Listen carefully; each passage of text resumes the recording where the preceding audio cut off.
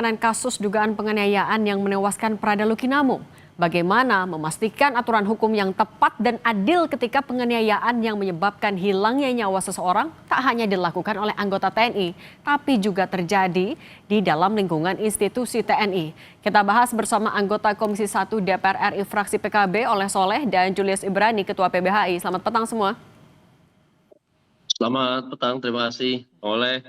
Oke. Selamat malam Pak Julius. Oke, Siap. saya ke Mas Julius dulu ya. Mas Julius, ini kan artinya tinggal pemberkasan dan juga nanti akan peradilan. Kalau berkaca dari penanganan yang sudah dilakukan sejauh ini, apakah Anda meyakini di peradilan militer akan bisa menjatuhkan hukuman yang pantas sesuai keinginan keluarga? Tentu tidak. Ada beberapa indikator. Pertama adalah ini bukan kasus, bukan satu kasus saja ya.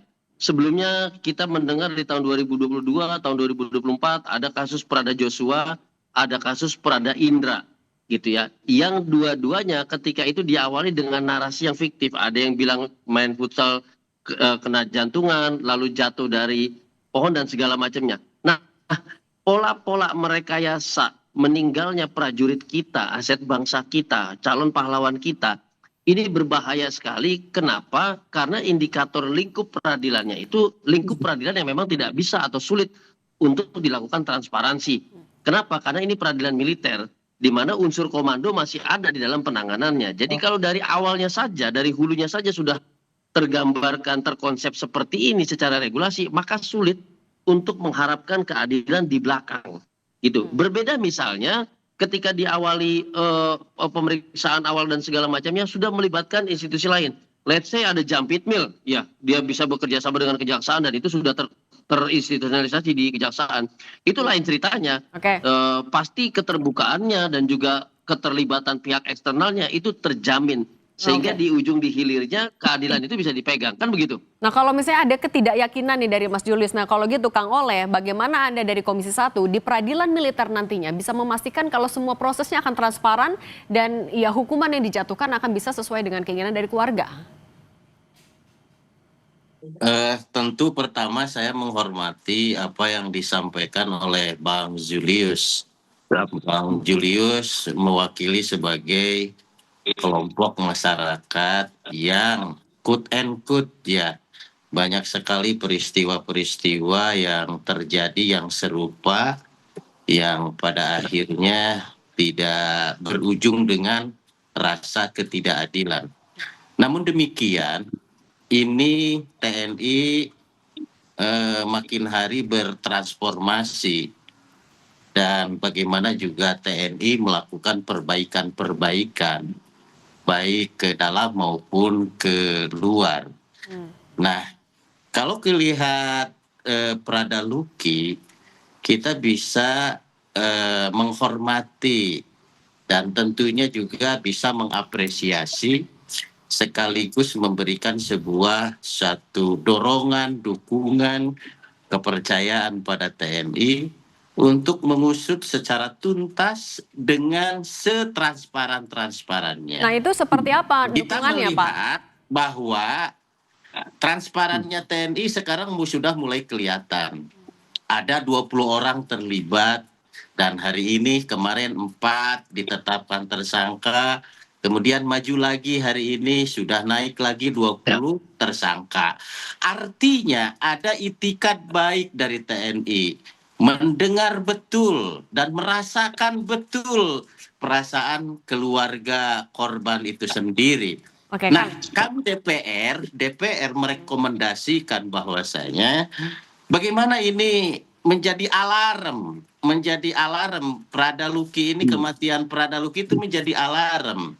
Alarm untuk apa? Pertama, mengevaluasi SOP. Kalaulah perpeloncoan tadi yang berita-berita sebelumnya menyampaikan, apakah perlu, kalau memang masih perlu, apakah bisa dipukul rata semua daerah? Oke. Karena memang daerah Jabar, daerah Sulawesi, daerah Papua, daerah NTT kan berbeda-beda. sehingga Oke. emosionalnya juga berbeda-beda. Oke. Nah, ini perlu tinjauan secara khusus terhadap SOP. Yang kedua, Oke, perlu ada efek jera. Nah, oke. Karena SOP yang bagus tanpa ada efek jera terhadap pelaku yang sama, rasa-rasanya SOP apapun tidak akan berhasil. Oke, Nah, oleh ini sebab untuk itu SOP rekomendasi kami untuk efek adalah jera itu. Oke, kita tanya dulu ke Mas Julius. Mas Julius, nah dengan ya tadi berbagai catatan yang juga sudah disampaikan oleh Kang Oleh Soleh, memastikan lagi transparansinya di sebuah peradilan militer. Kalau lembaga eksternal harus memang turun di situ untuk mengawalnya, siapa saja yang bisa? Oh tentu di sini yang satu jadi indikator dengan kasus-kasus lainnya, kami selalu lihat ada keterlibatan senior atau pimpinan atau perwira, selalu seperti itu. Gitu. Di dalam institusi yang memiliki garis komando yang kuat, pemeriksaan antara perwira dan juga prajurit ini selalu mengalami ketimpangan dan perbedaan. Kalau sudah terstruktur seperti ini, maka paling tidak dia harus melibatkan Komnas HAM di situ. Itu satu, penting. Yang kedua, dia melibatkan akademisi yang memang memahami, kalau tadi Bang Oleh Soleh cerita tentang kultur, maka dia memahami kultur atau budaya di dalam TNI kita. Memahami struktur di dalam TNI kita, termasuk apabila terjadi kekerasan-kekerasan di dalam pendidikan, di dalam barak militer, dan segala macamnya. Sehingga perspektifnya itu menjadi lengkap. Nah, kelengkapan perspektif inilah jaminan bahwa keadilan itu akan terpenuhi. Kalau sementara masih tetap mengerucut tim yang kemarin memeriksa dan tim yang sekarang, meskipun tadi Bang Oleh Soleh betul telah ada progres yang begitu positif, tetapi kalau timnya masih sama, maka kepercayaan masih kurang maksimal. Oke, Itu tidak masih bisa dipungkiri. Karena masih timnya masalah sama. transparansi Nah, itu. keterlibatan pihak eksternal menjadi jaminan. Oke, Gitu. nah Ya, soal betul. transparansi ini, Kang Oleh, Menko Polhukam sudah menjamin akan ada transparansi, tapi sampai saat ini identitas 20 tersangka masih belum dirilis. Komisi 1 akan mendorong agar itu dibuka. Pada prinsipnya kita bisa memahami bagaimana timeline waktu yang sangat tepat. Tentu kita tidak serta-merta kita ya harus buru-buru atau menuduh secara radikal terhadap proses ini, gak begitu juga. Karena pada dasarnya saya yakin dan percaya ada kemajuan dan ada komitmen TNI untuk bertransformasi. Ada kemauan TNI juga untuk mendengarkan aspirasi. Saya bukan berarti saya ada hal subjektivitas, tidak. Karena memang kita lihat dan kita jujur lah. Oke, kalau gitu kita lanjutkan dulu ke Mas Julius. Mas Julius tadi juga sempat disinggung soal sebenarnya sudah ada progres, tapi cukup nggak? Dan ini juga 20 tersangka, apakah cukup sampai situ? Di sini kan ada perwira juga yang ditetapkan jadi tersangka karena memberikan kesempatan. Tanggung jawabnya cukup sampai di situ, atau yang atasnya lagi juga harus diminta pertanggungjawaban?